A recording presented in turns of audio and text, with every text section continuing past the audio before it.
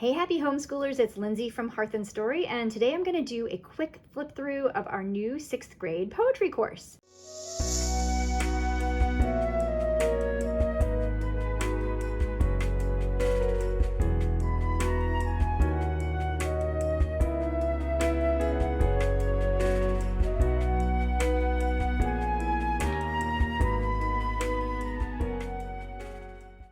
Now, to do this course, it is designed to go along with the same flashcards that you used in the 5th grade level. So those you would need to get a copy of if you don't have them already. And if you are currently using 5th grade and you plan to move on to 6th grade, be sure to hang on to these because you will need them again. So they just have all the different literary terms, and then on the back is the definition. So like imagery, here they all are. So that sort of thing. So you will need those, just to let you know.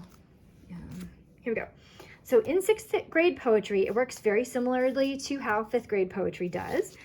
We are doing about one poem a week. We have our materials guide. Really, all you need is this.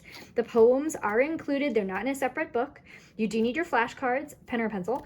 And then we have these coloring pages. So whatever you want to use to color them, you would then need, crayons or colored pencils or whatever it is you're using. So here's kind of how a week would work.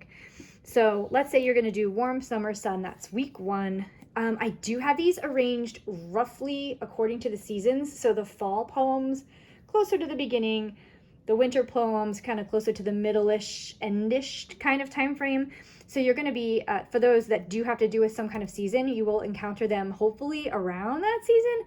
If you're in another country that has different seasons than we do in the US, feel free to, shift things around if you need to. You can do them in a different order, and it's not going to cause a big problem. So you have your assignment to read the poem, take a look at the flashcard that goes with that poem. There might be a question, sometimes like, what's the rhyme scheme? You'll answer that, and then the poems are all back here. Of course, you'd want to pull that out before starting the lesson. So this is for Warm Summer Sun, and then here is Warm Summer Sun. And you can color it while you're going along or afterwards, whatever you want. So each one of our poems are back in here, and they each have something that you can color or do. Sometimes there's a maze or something like that. And that's really it. So we're doing one a week. There are 30 poems. So if you have a 36-week school year, you can have a few weeks, where there's like a 3-day week or a 4-day week, and you have to skip it or whatever. You've got some room to do that. And there's a few colorful illustrations in here throughout as well, just to keep interest going. There's a red panda. There's always a red panda somewhere in my curriculum. At the end, I'll get to it, there is also an answer key. So if you happen to not, you're not able to do this with your child and you're checking it later or something like that, you do have the answers here. So you're all ready to go. So that's about it. Drop me a question in the comments below if you have any questions, and happy homeschooling.